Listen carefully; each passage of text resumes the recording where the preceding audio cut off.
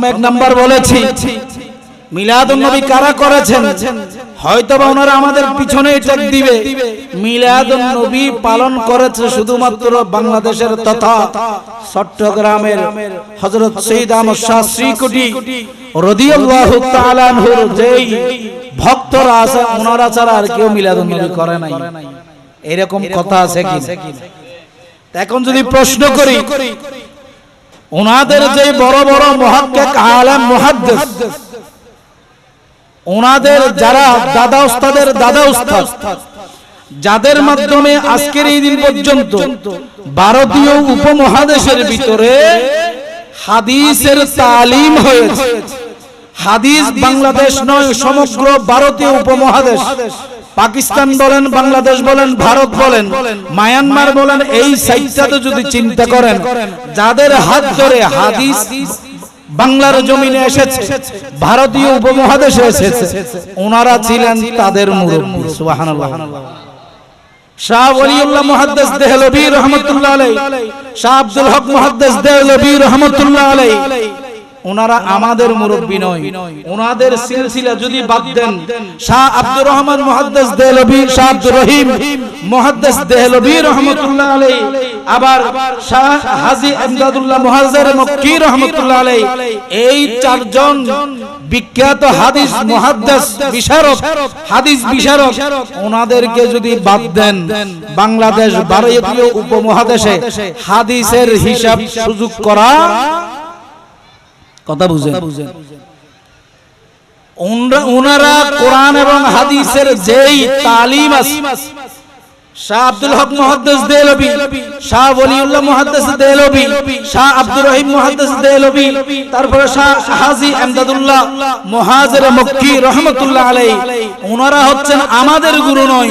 ওনাদের আমাদের যেমন হযরত আলা হযরত ইমামে আহমদ শাহ ফাজিল বেরলভী রাহমাতুল্লাহ আলাইহি, আমরা ওনাকে মুরব্বি হিসেবে, আমাদের মাতার তাজ হিসেবে মানে কিনা, ঠিক অনুরূপ ভাবে ওনারা যাদেরকে মাতার তাজ হিসেবে মেনে থাকে, এই চারজন মুরব্বি ওনারাও ঈদে মিলাদুন নবী পালন করেছেন। শুধু তাই নয়, ঈদে মিলাদুন নবী এখন বর্তমানে তাদের সবচেয়ে পুরাতন যে আকীদা অনুযায়ী তারা চলে, উলামায়ে দেওবন্দ নামক একটা হিসাব আছে কিনা, কথা বলেন।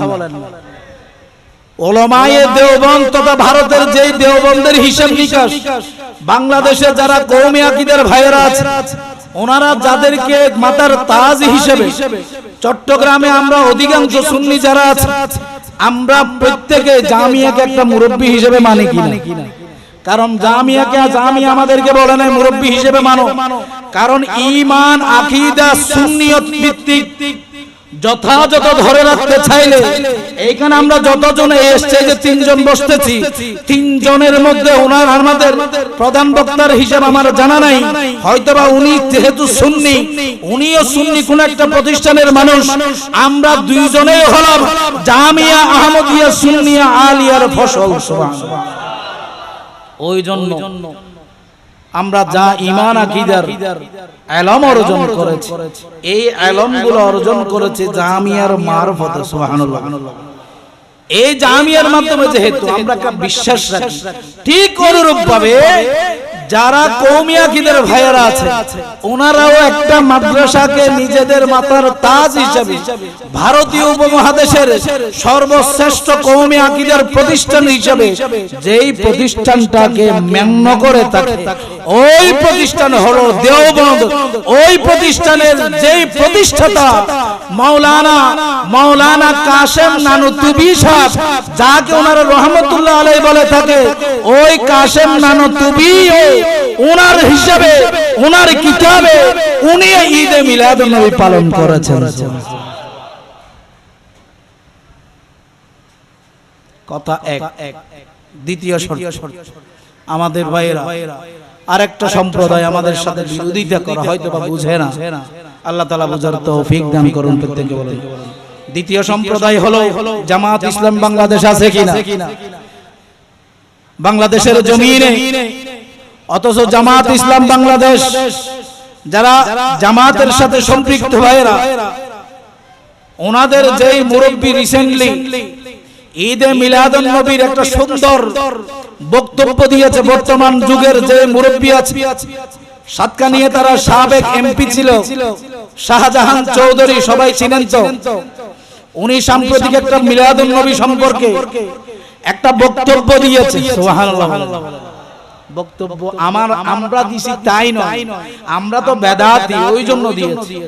তাদের মুরব্বী, বর্তমানের মুরব্বী, কখনকার মুরব্বী বললাম, বর্তমানের যেই মুরব্বী আছে ওই মুরব্বী মিলাদুন নবীর গুরুত্ব সম্পর্কে আমি হুজুর হয়েও এত সুন্দর বক্তব্য দিতে আলহামদুলিল্লাহ বলেন।